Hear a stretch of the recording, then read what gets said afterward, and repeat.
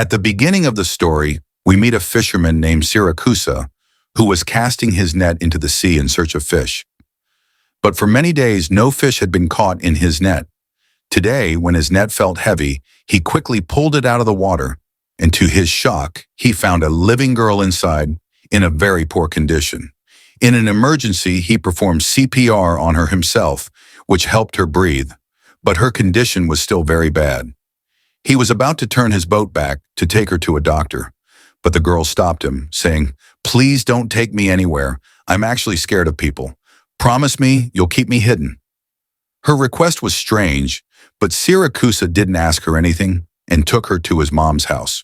Here we learn that Siracusa's daughter Annie has double kidney failure, meaning both of her kidneys have failed, and since there's no donor available, she has to go for dialysis regularly. During dialysis, Annie asks her dad to tell her a story, and Siracusa decides to tell her about the unusual event that happened today. He starts by saying, "Once upon a time, there was a poor fisherman who used to go to the sea every day to catch fish. But for many days, no fish got caught in his net. Then one day, a beautiful girl got trapped in his net." Annie interrupts him, asking, "Was she a selkie?" Siracusa is surprised as he doesn't know about selkies, so Annie explains. She says that a selkie is actually a magical creature from the sea that looks human. They sing magical songs and can heal anything with their songs. She further tells him that selkies can even live on land.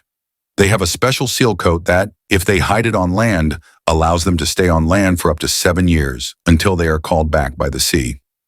Hearing all this, Siracusa can only say, as he knew nothing about the mysterious girl he had found, not even her name. Annie's dialysis ends, and Siracusa drops her off at her mom's house. He goes home to rest. The next day, as he's getting ready to go fishing, he hears the girl singing. There was truly a magic in her voice that reminded Siracusa of what his daughter Annie had mentioned. Could this girl really be a selkie? Shaking off his thoughts, he started preparing his boat. Then the girl asked if she could go fishing with him. Siracusa said, "It's up to you, but there'll be many people out there, and you might feel uncomfortable." Yet, the girl insisted, so Siracusa agreed. Out at sea, Siracusa asked her about the song she had sung, but the girl gave no specific answer. Then he asked if she remembered anything about her family or herself, or even her name. The girl pretended she couldn't remember anything, but then she said he could call her Ondine, a French word meaning girl from the water. Siracusa then pulled out his lobster traps, only to find that once again, nothing had been caught. But his situation had become so dire that he couldn't return without a catch. He dropped the traps back into the water, and this time, Ondine began singing. She kept singing, and when Siracusa lifted his traps again, he was astonished to see a lobster caught in each one. He was not only surprised but also delighted, feeling as if this girl was his lucky charm. He asked Ondine, "Will you come fishing with me every day? You're my lucky charm, and I'll even pay you for it." After catching several lobsters, Siracusa returned to town to pick up his daughter from school. Siracusa tells Ondine, "Look, this is a small town. The police have seen you, and soon everyone will know about you. It might be better if you just go out in the open, so there aren't too many questions."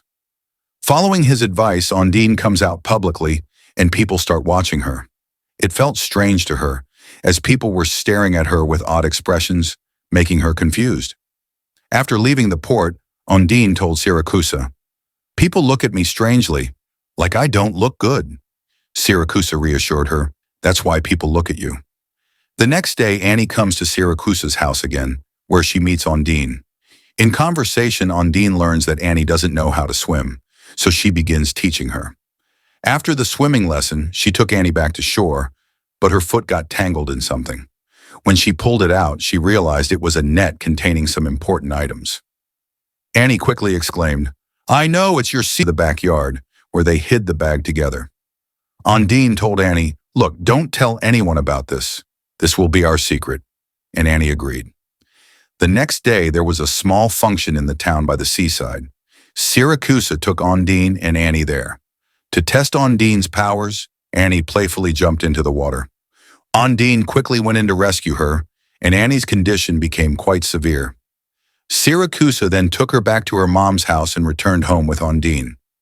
After they got home, Siracusa was very troubled, feeling guilty for not looking after his daughter. Ondine comforted him, and they grew closer. However, the next day, after being close to Ondine, Siracusa felt guilty again. He went to church and confessed that he had gotten close to a girl he didn't even know whether she was from the land or the sea.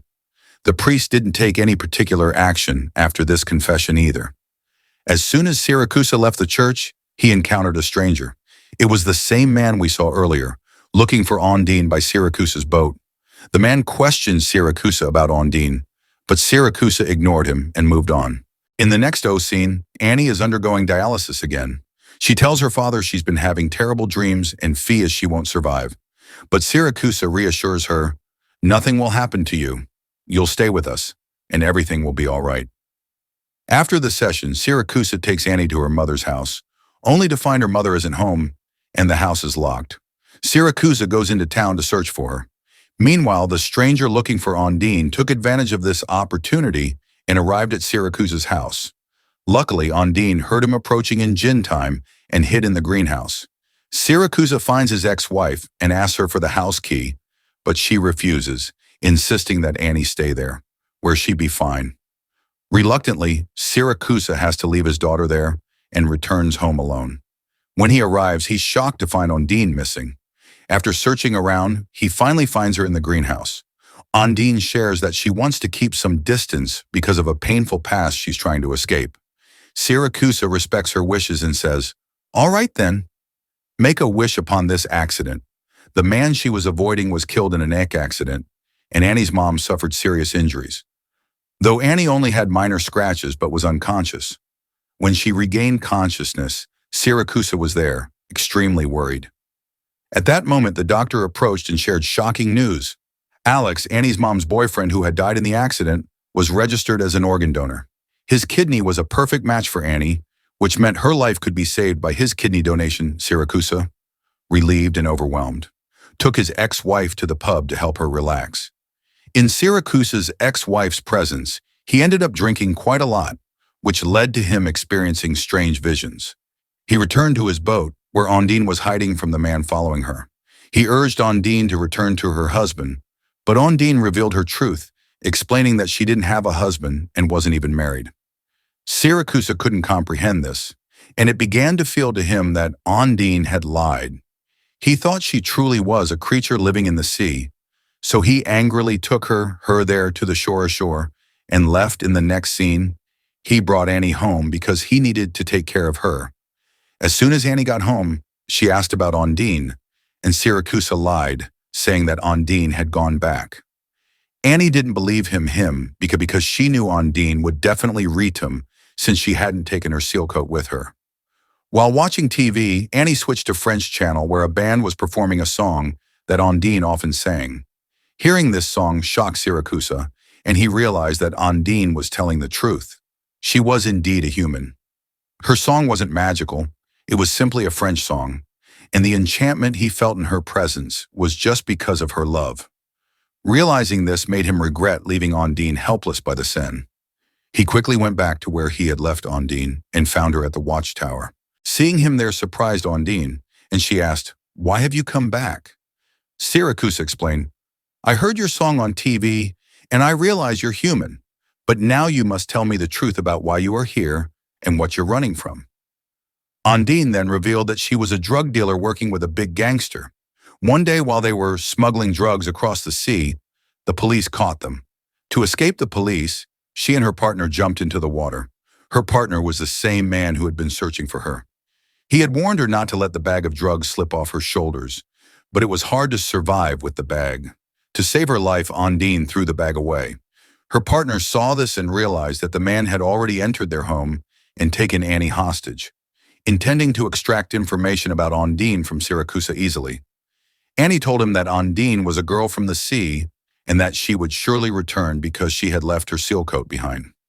The man then explained that what he was looking for was not Ondine's seal coat, but rather the drugs wrapped inside it. Annie was confused by this revelation. In the meantime, Ondine and Siracusa confronted the man, who began to attack Ondine, demanding to know about the drugs. To protect herself, Ondine led him to where the drugs weren't.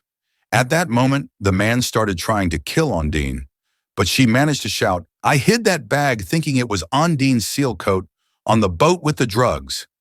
The next scene shows the boat where everyone was frantically searching for the bag of drugs, including the man. Suddenly, Ondine tricked him and pushed him into the sea, freeing everyone from him. Ondine didn't want to create any more trouble, so she also took the drugs and threw them into the water.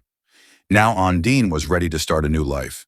In the final scene of the story, we see the wedding of Ondine and Siracusa, where they will spend their future happily with Annie, marking the end of the tale.